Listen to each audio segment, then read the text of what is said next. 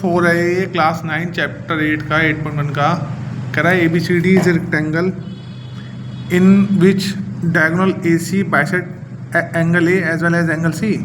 Show that करना है कि ABCD is a square and second part में कह रहा है डायगोनल BD बाइसेक्ट कर रही है angle B as well as angle D।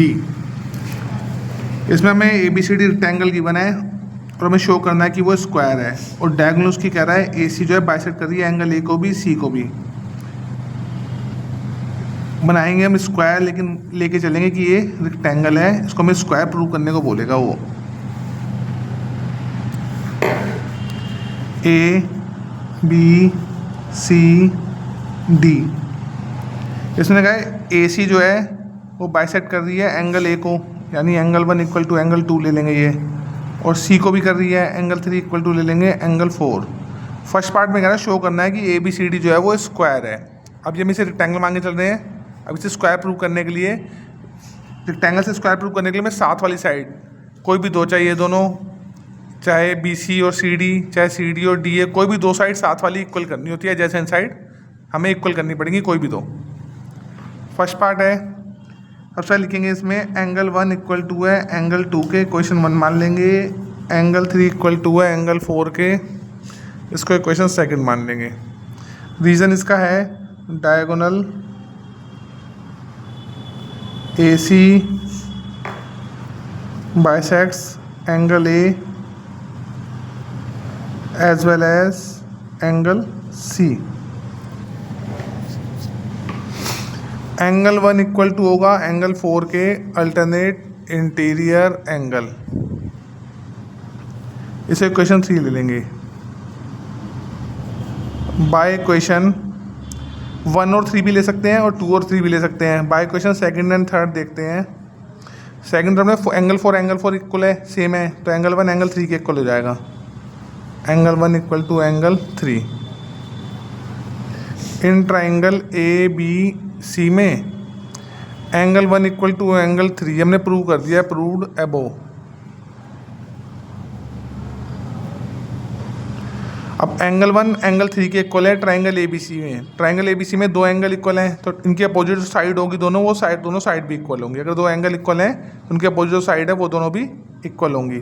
1 के अपोजिट पड़ेगी BC और एंगल 3 के अपोजिट आएगी AB, तो AB इक्वल टू हो जाएगा BC के। AB इक्वल टू हो जाएगा BC के। रीजन आएगा sides opposite to equal angles are equal. AB BC के इक्वल हो गई तो प्रूव हो गया कि quadrilateral ABCD is a square. अब ये स्क्वायर प्रूव हो चुका हमारा। अब इसमें सेकंड पार्ट में कह रहा था शो करना कि BD डायगोनल जो है बाइसेक्ट कर रही है एंगल B को और एंगल D को। इसमें डायगोनल BD ड्रॉ करेंगे।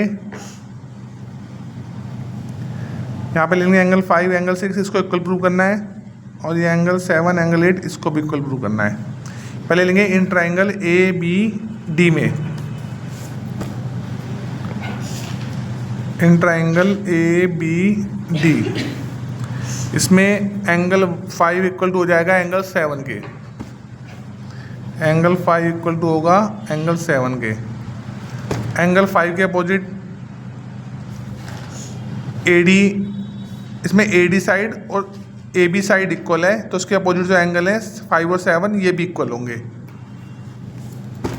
पहले लिखेंगे AB जो है इक्वल टू है AD के। Sides of square are equal, sides of square are equal. अब AB के अपोजिट और AD के अपोजिट एंगल 5 और 7 थे, तो ये दोनों भी इक्वल हो जाएंगे। Angles opposite to equal sides are equal. इसे क्वेश्चन नंबर ले लेंगे 4। अब एंगल 5 इक्वल टू है एंगल 8 के, फॉर एंगल 6 इक्वल टू है एंगल 7 के। Equation number 5, equation number 6, alternate interior angle by equation 4 and 5, by equation 4 and 6। 4 और 5 को देखेंगे, एंगल 5 सेम है तो 7 और 8 इक्वल हो जाएगा, एंगल 7 इक्वल टू एंगल 8। फिर करेंगे 4 और 6 का कंपेरिजन, 4 और 6 में एंगल 7 सेम है तो एंगल 5 इक्वल टू हो जाएगा एंगल 6 के। एंगल 5 एंगल 6 के इक्वल है तो एंगल बी बाइसेक्ट हो गया, एंगल 7 एंगल 8 के इक्वल है तो एंगल डी बाइसेक्ट हो गया। इसलिए हम कह सकते हैं कि diagonal B D bisects angle B as well as angle D.